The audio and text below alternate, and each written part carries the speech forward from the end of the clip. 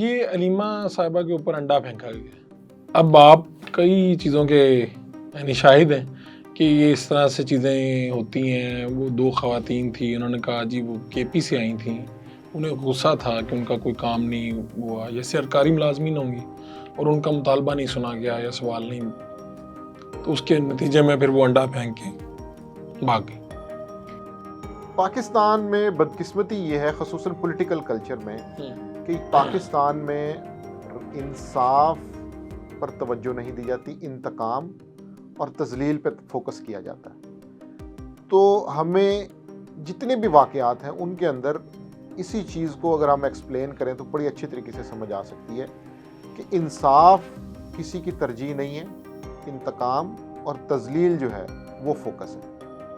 آپ یہ جتنے بھی واقعات ہیں پچھلے 2-3 سال کے جو پرومیننٹ واقعات ہیں, یہ علیمہ خان صاحبہ والا ہے, اس سے پہلے رؤف حسن صاحب پہ جن پہ خواجہ سرا حملہ آور ہو گیا, نام نہاد خواجہ سراؤں نے حملہ کیا اور بڑے ہی بھدے طریقے سے حملہ کیا.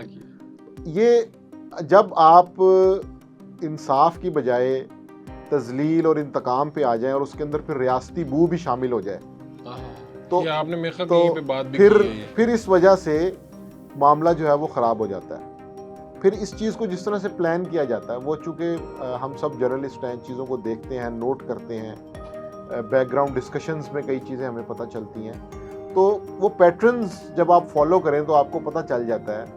مثال کے طور پر جو صحافی ہیں طیب بلوچ, ان کے ساتھ جو بدسلوکی کی گئی ہے اس کی ایف آئی آر تو آپ نے 24 گھنٹے میں درج کر لی, بالکل, لیکن اس واقعے کی ایف آئی آر درج نہیں کا ہوئی, کوئی پتہ نہیں ہے. وہ ملزمان کہاں گئے, وہ کہاں خواتین سے آئے کون تھے, تھیں, کہاں چلے گئے, کیوں گئے, کیسے گئے, ان کا ایگزٹ کیا تھا. بالکل اسی طرح اس سے پہلے کچھ صحافیوں کو خواجہ سراؤں نے تھپڑ مارے, وہ بھی واقعہ اسلام آباد میں ہوا, کسی کو کوئی پتہ نہیں.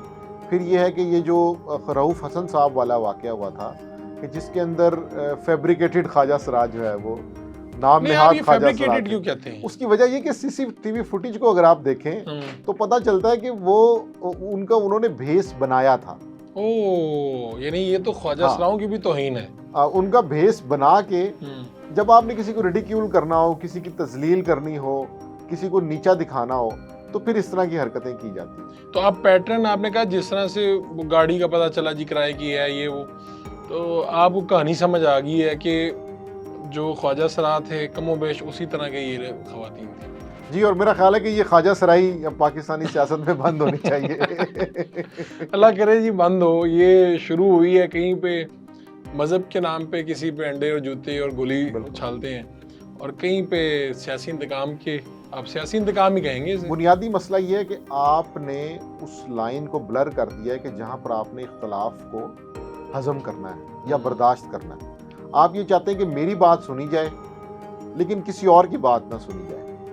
تو یہ جو حرف آخر والا یا یہ جو کانسیپٹ ہے نا کہ میں ہی میں ہوں, تو وہ میرے سے بڑھ کے کوئی نہیں ہے. تمہاری کیا ضرورت کہ تم سوال کرو, یا تمہاری کیا ضرورت کہ تم ہمیں اپوز کر کے دکھاؤ. تو یہ والا جو مائنڈ سیٹ ہے نا کہ جس میں آپ عدم برداشت کی طرف جاتے ہیں, جس میں آپ کسی کو سپیس دینے کو تیار نہیں ہیں, اور پھر آپ اس کی ریزنز بھی دیتے ہیں, اس کا دفاع بھی کرتے ہیں, تو معاملہ زیادہ خراب ہوتا ہے. تو اصول یہی ہونا چاہیے کہ اگر آپ کو کوئی شخص ناپسند بھی ہے تو آپ ایتھیکل, مورل, لیگل گراؤنڈز کے اوپر جو بھی کرنا چاہتے ہیں وہ کریں. یہ جو اس طرح کی حرکتیں ہوتی ہیں یہ آپ کا تاثر مزید خراب کرتی ہیں. بالکل ٹھیک.